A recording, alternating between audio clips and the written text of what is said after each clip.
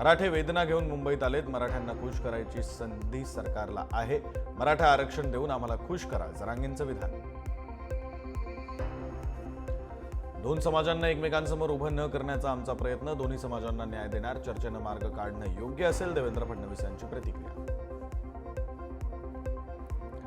मनोज जरांगे पाटलांशी चर्चा करून त्यातून मार्ग निघू शकेल. त्यांच्याकडून निरोप आला की चर्चा करता येईल. राधाकृष्ण विखे पाटलांचं वक्तव्य. डोक्यावर आरक्षणाचा गुलाल पडल्याशिवाय इथून उठायचं नाही. मराठा आरक्षणासाठी वीरमरण पत्करायला तयार आहे. जरांगे पाटलांचं वक्तव्य.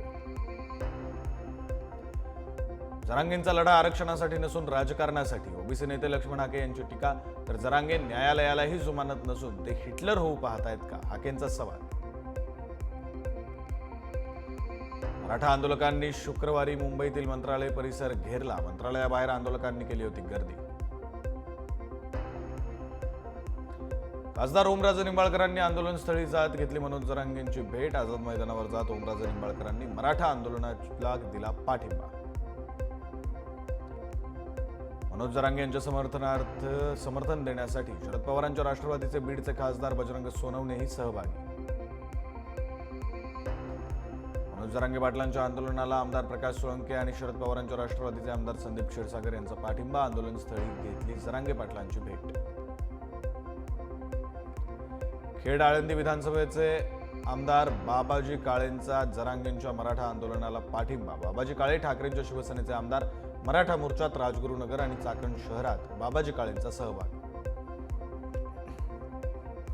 शरद पवारांच्या राष्ट्रवादीचे दिंडोरीचे खासदार भास्कर भगरे यांनी घेतली मनोज जरांगे पाटलांची भेट. मुंबईच्या आंदोलनस्थळी जाऊन घेतली भेट. नवी मुंबईत मनोज जरांगेंच्या समर्थकांनी एपीएमसी मार्केटमध्ये पार्क केल्या गाड्या पार्क करून सर्व जरांगे समर्थक आझाद मैदानावर. उद्धव ठाकरेंना मराठा आरक्षण टिकवता आलं नाही. आरक्षण द्यायचं नव्हतं म्हणून वेळ घालवण्याचा प्रयत्न ठाकरे सरकारनं केला. केशव उपाध्ये यांची उद्धव ठाकरेंवर टीका. सीएसएमटी परिसरात मराठा आंदोलकांचा स्वतःला पेटवून घेण्याचा प्रयत्न. स्वतःच्या अंगावर पेट्रोल ओतून पेटवून घेण्याचा प्रयत्न. आंदोलक पोलिसांच्या ताब्यात. गुणरत्न सदावर्ते यांच्याकडून मराठा मोर्चा विरोधात तक्रार दाखल. कोर्टाच्या विरोधात जाऊन रास्ता रोको होत असल्याचा सदावर्तेंचा आरोप. तसंच नियमांचं पालन होत नसल्याचाही आरोप. मराठवाड्यातून आलेले मराठा बांधव स्वतःच संध्याकाळचं जेवण बनवलं. आझाद मैदानाजवळ जेवण बनवण्याची तयारी. छत्रपती शिवाजी महाराज टर्मिनसवर मराठा बांधवांची मोठी गर्दी. आझाद मैदान हाऊसफुल असल्यानं अनेक जणांनी घेतला रेल्वे स्थानकाचा आधार.